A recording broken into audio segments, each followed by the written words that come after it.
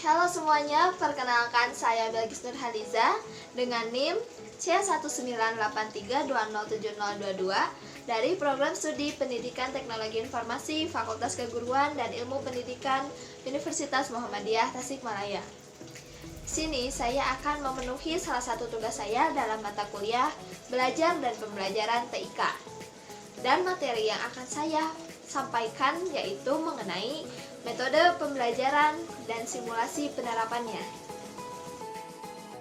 Metode pembelajaran merupakan suatu proses sistematis dan teratur yang dilakukan oleh pendidik dalam penyampaian materi kepada muridnya. Metode pembelajaran juga digunakan sebagai fasilitas pendidikan yang memiliki tujuan untuk mengantarkan bahan materi pembelajaran agar terserap baik oleh peserta didik. Dapat dikatakan bahwa metode pembelajaran adalah sebuah alat untuk mencapai tujuan belajar. Adapun simulasi dan penerapan dalam metode pembelajaran. Yang pertama adalah pembelajaran menggunakan situasi tiruan dan pembelajaran secara kelompok. Dalam penerapan pembelajaran ini dapat meningkatkan prestasi belajar peserta didik sekaligus dapat meningkatkan kemampuan hubungan sosial dan juga dapat merealisasikan kebutuhan siswa dalam belajar berpikir, memecahkan masalah, serta mengintegrasikan pengetahuan dan keterampilan.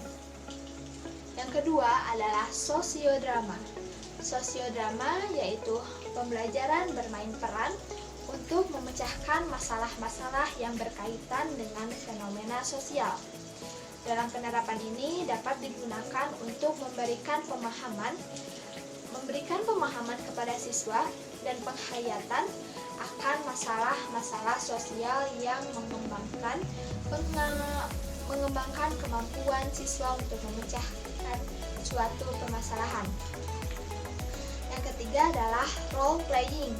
Role playing yaitu pembelajaran sebagai bagian dari simulasi yang diarahkan untuk mengkreasi peristiwa-peristiwa aktual atau kejadian-kejadian yang mungkin muncul pada masa yang akan datang. Misalnya, memainkan peran sebagai pasien dalam praktek keperawatan atau memainkan peran dalam simulasi manajemen bencana role playing. Role playing juga seringkali dimaksudkan dalam suatu bentuk aktivitas di mana siswa membayangkan dirinya seolah-olah berada di luar kelas dan memainkan peran seperti orang lain. Yang keempat adalah metode ceramah. Metode ini masih efektif dilakukan dengan melakukan kiat khusus.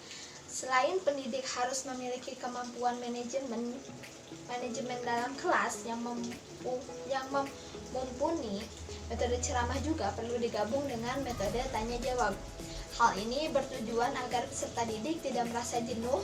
Selain itu, dari metode tanya jawab, pengajar dapat mengetahui sejauh mana tingkat pemahaman peserta didik terhadap materi yang baru saja disampaikan.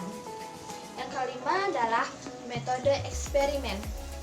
Metode eksperimen ini diberikan dengan tujuan agar peserta didik memiliki kemampuan untuk melakukan uji coba terhadap suatu materi yang telah dipelajari melalui kegiatan mengamati dan menganalisis.